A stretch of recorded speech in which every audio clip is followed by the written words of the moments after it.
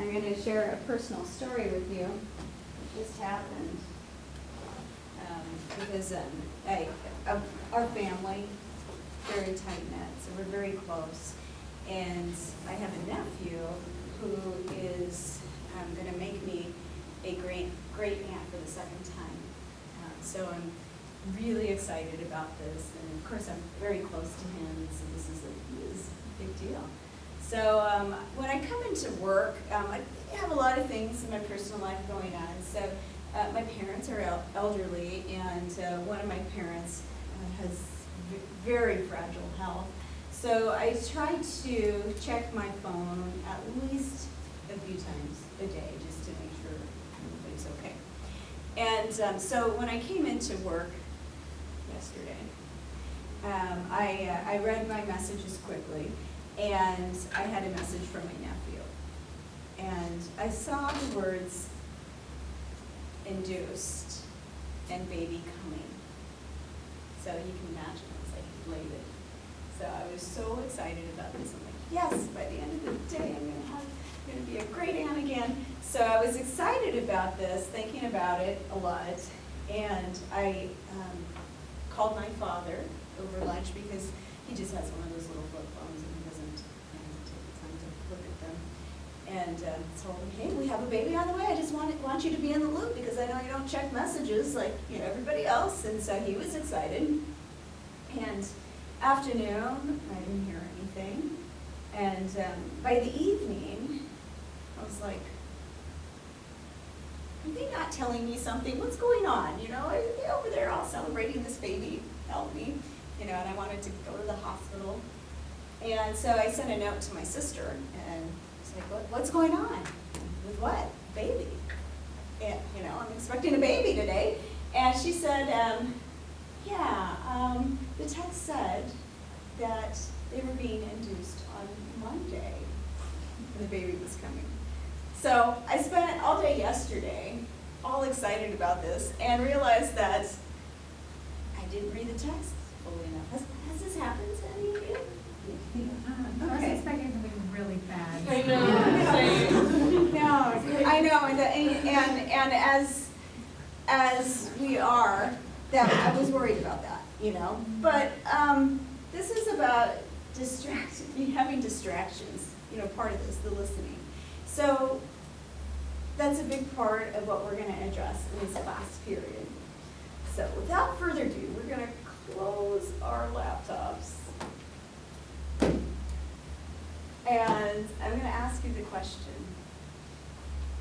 How many of you think you could recite what your peer said about the 5 questions?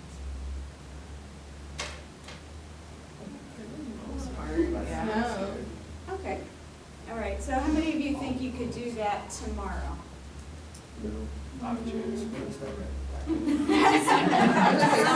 I just made you nervous, didn't I? Okay. What about 2 days from now? How much do you think you'd remember? Yeah, some, but probably not all. Maybe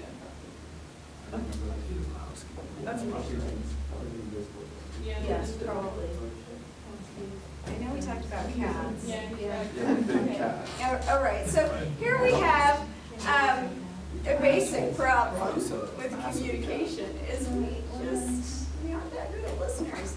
Now our book has a range of statistics, and these vary from scholar to scholar. But by tomorrow, how much do you think you would remember?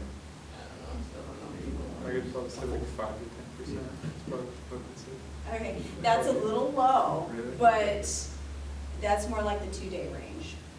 So about 10% on the 2-day range. So on the 1-day range, there's kind of a wider belief that it's about 25%, but your book gives us a little bit more. So they're thinking like 30 to 50%-ish. But basically, it just kind of shows that there are some barriers to us listening. And listening, of course, we're all guilty, and that's why I wanted to share that story with you about how when you're distracted, this can be an issue in us actually being effective listeners. So we'll go through this. We'll talk about the different listening styles. This all is about communication, and then we'll talk about the barriers, and we'll come up with some solutions by the end of this class. So to begin, did anybody before that question think they were a good listener? Okay, we have a few of us. Are you trained in listening for like maybe a job or take some classes? Anybody in the human services area? In this class? Because there's some training, there's some training in that. Oops. Okay, well, we needed to get to this slide anyway. Okay, what is listening? I'm gonna start throwing this thing around. Listen to me. So listening. Listening is a process. What is a process? We talked about this. A series of steps. Okay, so it's a series of steps, and like the book in communication, when we're talking about the communication process, these series of steps, it may not be as definitive, so there may not be quite the end goal, but it's still a series of steps, and you do still want somewhat of a goal in this, definitely. And what I liked about this is this is actually referring to nonverbal communication. So verbal and nonverbal communication. The Hurrier model is actually scattered throughout your chapter, but it isn't fully crediting the person that wrote about the Hurrier model. So the process of listening is broken down into a series of steps. So Brownell in 1996 wrote a dissertation that broke down the steps of listening. And it's brought up in other types of communication books, but I'm not exactly sure why it's not broken down like this in our book, so I think it's worthy of giving credit that this process was identified quite a while ago. So starting off, and maybe it's because there's certain flaws within it, it's not just about hearing, but it's also the nonverbal reactions that we see that are going to be a part of this process. So starting with the hearing or the nonverbal, we know that that is not what listening is about. It's just the first step. There has to be more to listening than just hearing. As you can consider, and recall is not the same thing, that's another thing that your book talks about. Being able to recall is not the same as going through the process of listening. Anybody can recite things back. You can memorize and regurgitate things, but are you going through the rest of this process? So being in the cafeteria, you got a lot of things going on around you, but you're studying and you're focused. Okay, you're hearing, but not listening. Okay, now the interesting thing, and your book talks about this, is if somebody were to say, hey, did you hear what that guy just said? You could probably recite it if you were in hearing range, because our memories have this really short-term capacity to be able to regurgitate that out, but that's not listening. That's why when we're caught for like fake listening, somebody says, what did you just say? You're like, I don't know how I did it, but I was able to like repeat the last sentence word for word. That's because our memories allow us that privilege to do that. That's not because we're listening. So as we move down, of course, we have the verbal and nonverbal. The understanding is a big part of it. So we have our symbolism, that's key here. So we're looking at that. We're understanding also, as we move down to remembering, other types of situations that may be similar in this process. And then as we move down to interpreting, and by the way, this is not a clean process. This process goes back and forth many times. So if we go down to interpreting, that's what your book and other books will refer to attribution. Attribution means that we try and explain the world around us by saying somebody does this because of that. So somebody said this because of that. And so we're pulling in our own perceptions through remembering things and saying, somebody said hello to me, how are you, how was your weekend? Because they like me, or they're being polite, or whatever it is. And then we go quickly into evaluating. That's good, that's nice, I'm glad they like me. They don't like everybody. Or maybe I don't want that person to like me because they're better to keep at bay, whatever it is. So we go through this quick judgment and we respond, even if we give them the silent message. That's still a response. So we move back and forth on this process, and it's worthy to note that this is in your book, but it isn't explicitly stated as a Verrier model. Does that make sense? Okay. So moving forward to the fun stuff. Okay, different reasons, different motivations for listening. So if we're looking at listening for appreciation, we listen to things because we like them. What kinds of things do we listen to because we like? Music. Okay, music is always the first one that comes out. I've never had that come out differently. So music, we listen to music because we like it. We enjoy it. It can put us in a mood. Okay, what other things do we listen to because we like it? Favorite TV shows. Okay, books, favorite TV shows. Okay, so entertainment falls widely into this. People we like. That was another thing that my other class said. Yeah, there's just some people that we like. We're just drawn to them and we like to listen to them. Okay, that could go into maybe a show again. So there may be a celebrity that we enjoy. We like their views. We just like to listen to them. Very good. Sometimes we like the news.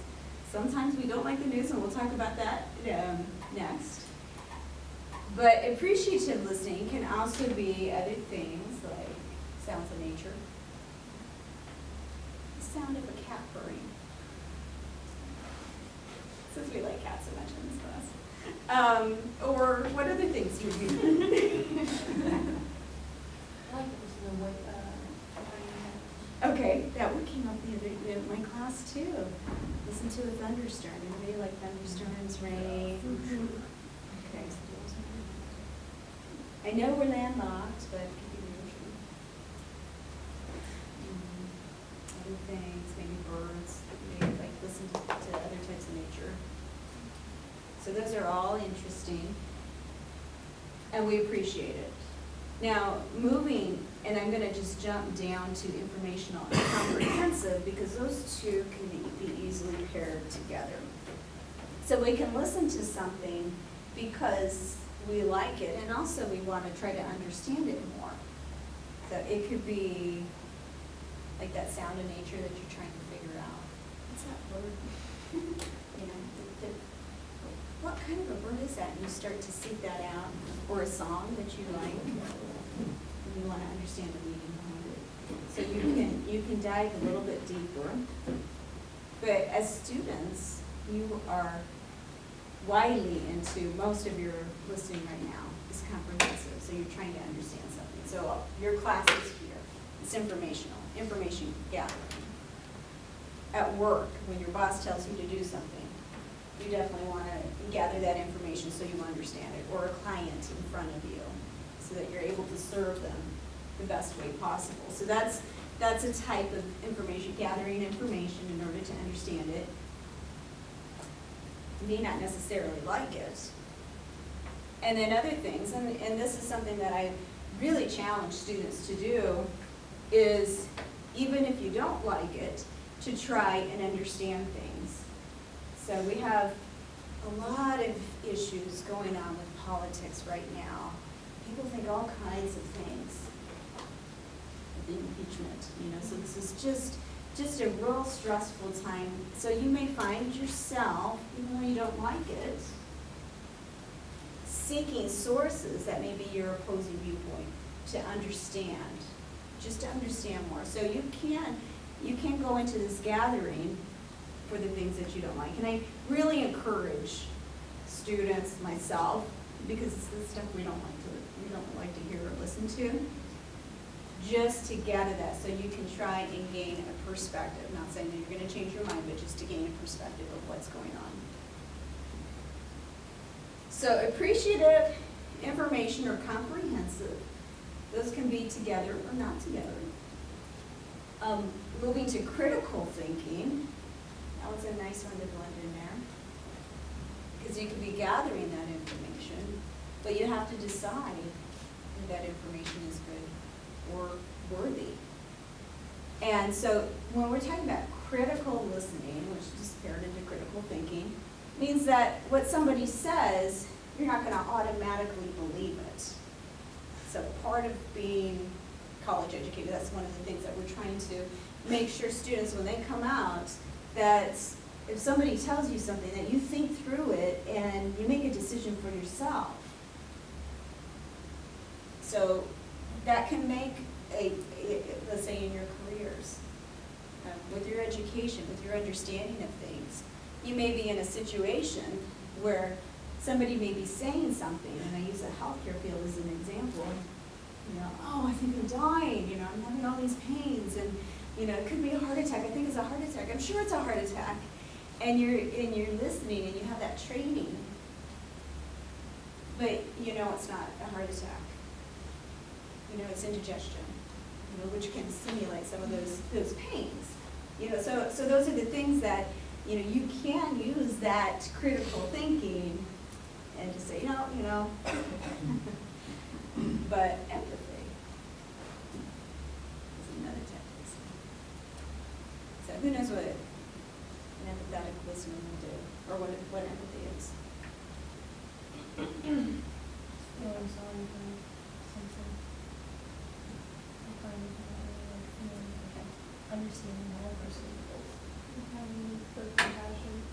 Okay, so it isn't actually feeling sorry, because that's sympathy, so that's, but I like the compassion, having the compassion. Is it possible to understand what another person feels like? Got a lot of no's. Not unless you've been in the situation that they've been in. So you can have similar feelings, but you're never gonna know exactly what the other person, because everyone deals with things differently. Okay, next. Okay, so it's one of those, it's a trick question, really, because it's like, no, of course not, you're not me, you can't possibly know how I feel. But also, you can have an idea of how I feel, depending on your circumstances. So if you look at MRIs of individuals that are telling a sad story or looking at a sad picture, and they're emotional about it, they can probe their brains up with another person, and if that other person is there but not actually experiencing it, they're just watching this person experience this, their brains will light up in the same place in the MRIs. So there's a contagion about these emotions, which means that, in a sense, there is some possibility that we can have a sense of what other people are going through. But that's because, and this is a word that I used in this class before, but it's actually, this is in a different context. There's a mind mapping process that takes effect.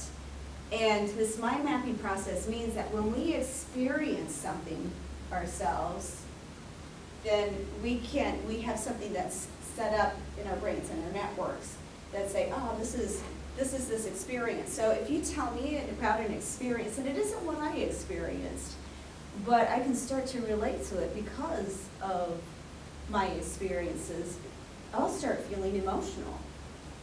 And this is so much so, and this is when I was working on my dissertation, reading through this was fascinating, that we actually can get choked up over non-fictional things. That's why we get angry when we watch movies, or feel really sad when we see something, you know, we read an article, or you know, that it may not even be true. So we have this great capacity, and everybody does. You know, the only exceptions would be the person has brain damage, or they're a sociopath, which would mean that they would have to have like no emotional connection with somebody under the age of 5, which is very, very small percentage of people. So we have this ability to create empathy. There's tricks to it though, because the late Stephen Covey tells us, if we do the right things, so you tell me the story and I'm like, oh, really? And I'm moving in the right way, and I'm thinking my expressions are matching what you're going through. But if you don't feel understood, then this empathetic listening hasn't occurred. So Stephen Covey would say, it's the other person that judges whether you have this. It's not the other way around. So even though I may think I'm doing everything right, it's up to you to decide if I am.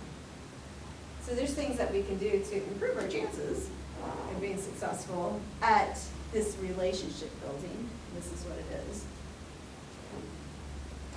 So what do you think it would be? What can we do to improve our ability to, so that others feel like we understand them? Mm-hmm. Yeah. Mm-hmm. Can we fake that? I'm gonna say no.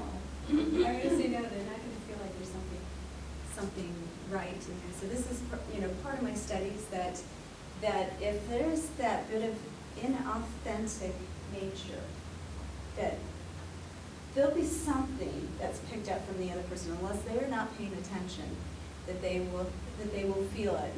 You seem like it, but I don't know, I'm not quite sure. So you have that reservation. I think it has to do, I haven't seen any studies, I think it has to do with that mind mapping and how there's that contagion. Okay, so let's say that, yeah. What if you take someone from like different areas and like have a conversation like that, like would there still be the same pickups? Like say someone that's like born and raised in the city versus a rural area and talk. Would they be able to experience? Yeah, would they be able to pick up like that?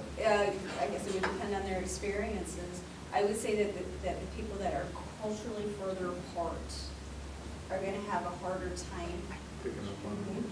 But if that desire is there, that genuine desire, that can override, let's say, even if we're from the same town, if, I don't really care, and I'm like, yeah, I'm listening to you, really, you're gonna pick up on that. You can tell that it's genuine or whatever. Mm-hmm. And that's really an important key within this, and that's also part of what the late Stephen Covey really preached, is having that true, authentic nature. So, sometimes we make mistakes when we're developing the skill. And one of those is when we do that mind mapping thing, we're trying to remove things that we experience that could connect to another person. We can unintentionally one-up them by sharing our experiences too fast. We've had that happen. That's happened before. So you're like, gosh, I'm just having a crummy day, and that person's like, yeah, well, it's not as bad as my day. Let me tell you all about it.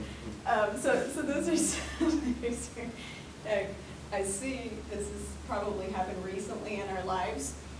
So these are things that, to a person that may be trying to learn this skill, this is a mess up that we can have. So what would you recommend in that case?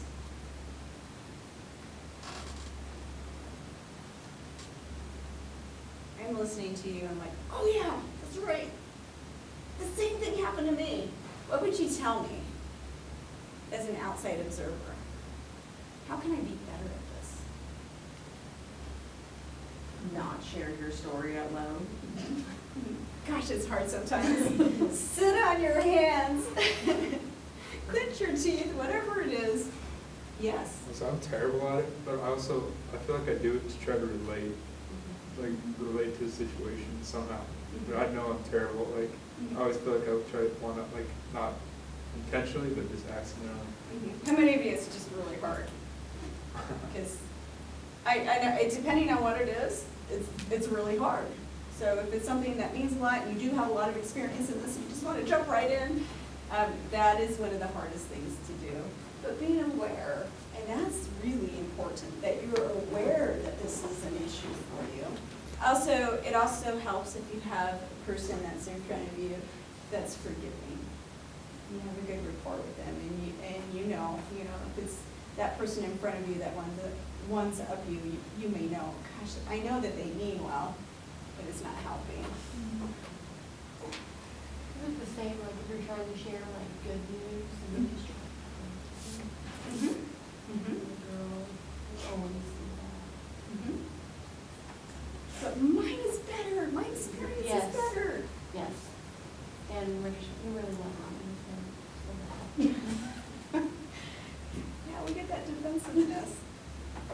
So, yeah, we can have some fails. And the reason I'm spending a little bit more time on the empathetic is it's the hardest to learn. It's because we get excited about things. So those are the different types of listening. The next one, which is kind of fun. Listening styles. This is also communication preferences. So we could just put the word communication style up on the board. If we can find ourselves in different places depending on the times of our lives or maybe how much time we have available to us.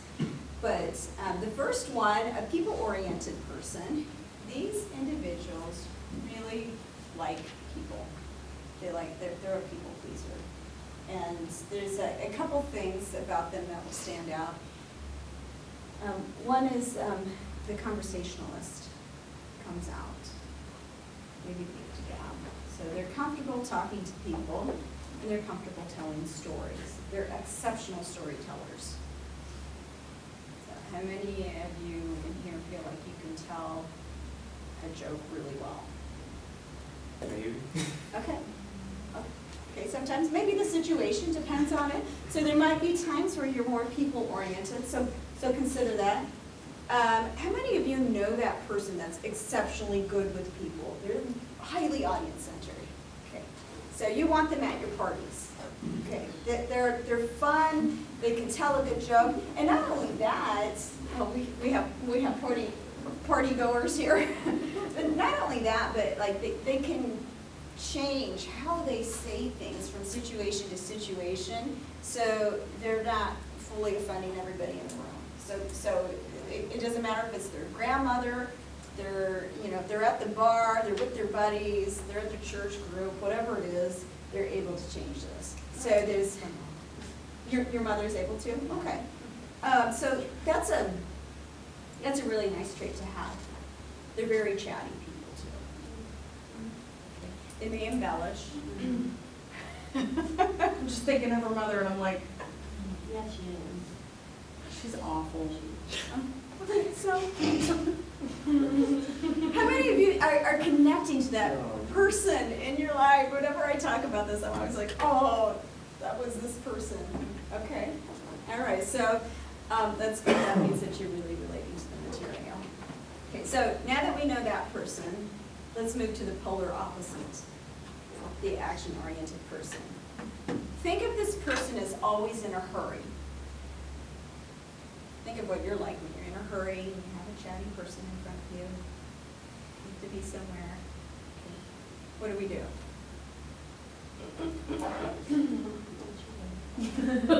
Or not so slowly. Okay, so it's to the point. So action-oriented individuals have few words. The fewer words, the better. If you can send me a bulleted text message, that'd be better. Okay, and they're not as concerned about all the details of the story. In fact, they don't want the details of the story because that's just all fluff to them. Okay, how many of you are that person? Oh gosh. And then there's the mother. Yeah, I am the complete opposite. You just have to look at a picture. Well, how many of you know that person? Very close. Okay, all right. How many of you sometimes are that person? All right, It depends on what situation it is. yeah, yeah. It's important when I see the person, I'm like, okay, I don't know about that. Okay. All right, so moving on to the next one, we're just kind of delivering this information. Content-oriented. I'm a self-proclaimed content-oriented person. This means that if there's something that I really, really want to know about, maybe it's a new hobby, maybe right now it's, I'm looking into desks with a treadmill underneath them. That's like my thing right now. But if I really want to know about something and maybe you feel the same way, you are excessive about looking things up. You will know every single thing about it. Okay. You're on all the forums.